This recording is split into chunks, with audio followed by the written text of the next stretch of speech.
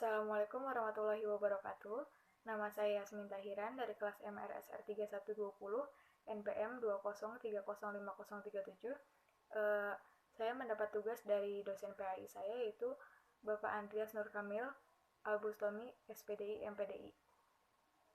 Nah, di sini saya akan menjelaskan tentang ruang lingkup syariah. Yang pertama ada pengertian syariah. Nah, pengertian syariah ini ada dua. Yang pertama secara bahasa, yang kedua secara istilah. Nah, yang secara bahasa, syariah berasal dari kata syara'a, berarti menjelaskan atau menyatakan sesuatu. Atau asyishir, atau berarti suatu tempat yang dapat menghubungkan sesuatu yang lain, untuk sampai pada sumber air yang tak ada habisnya sehingga membutuhkannya, dan tidak lagi butuh alat untuk mengambilnya. Nah, yang kedua, secara istilah. Nah, secara istilah ini, syariah berarti aturan atau undang-undang yang diturunkan Allah untuk mengatur hubungan manusia dengan Allah, hubungan sesama manusia, dan hubungan manusia dengan alam semesta.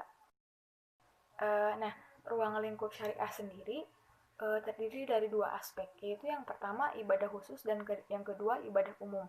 Nah, ibadah khusus yaitu ibadah yang pelaksanaannya telah dicontohkan langsung oleh Nabi Muhammad SAW seperti sholat, puasa, haji. Nah, dalam ibadah seperti ini, seorang muslim tidak boleh mengurangi atau menambahkan dari apa saja yang telah diperintahkan Allah dan dicontohkan oleh Rasulullah.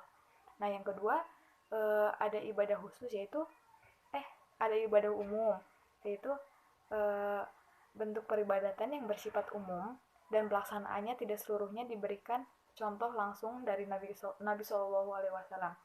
Beliau hanya meletakkan prinsip-prinsip dasar, sedangkan pengembangannya diserahkan kepada kemampuan dan daya jangkau pikiran umat. Nah, prinsip syariat yang pertama yaitu memudahkan. Nah, dalam pembebanan, Islam tidak menyulitkan dan memberatkan. Syariat tidak memberi kesulitan pada manusia dan tidak menyesakkan dada mereka.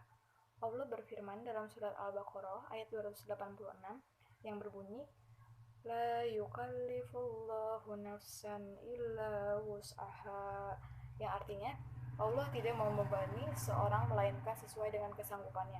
Nah, lalu prinsip yang kedua yaitu kebaikan, kemaslahatan. Syariat diturunkan Allah untuk kemaslahatan atau kebaikan umat manusia. Bila mana orang menjalankan syariat Islam, maka dia akan merasakan manfaatnya. Misalnya, puasa menjadi orang sehat, diharamkan babi karena merusak kesehatan, diwajibkan zakat untuk membantu fakir miskin, dan lain-lain. Nah, di sini ada tujuan syariat. Nah, tujuan syariat dalam Islam ada 3 aspek, yaitu yang pertama menegakkan kemaslahatan dan menolak kemufsadatan. Syariat bertujuan memelihara kemaslahatan bagi alam dengan semua makhluknya, termasuk manusia. Nah, yang kedua ini menyeimbangkan kepentingan individu dengan kepentingan masyarakat. Syariah menghargai hak asasi manusia, agama, jiwa, akal, keturunan, harta, dan harga diri, mendahulukan kemaslahatan di atas kepentingan pribadi. Lalu yang ketiga ini ada menegakkan nilai-nilai kemasyarakatan.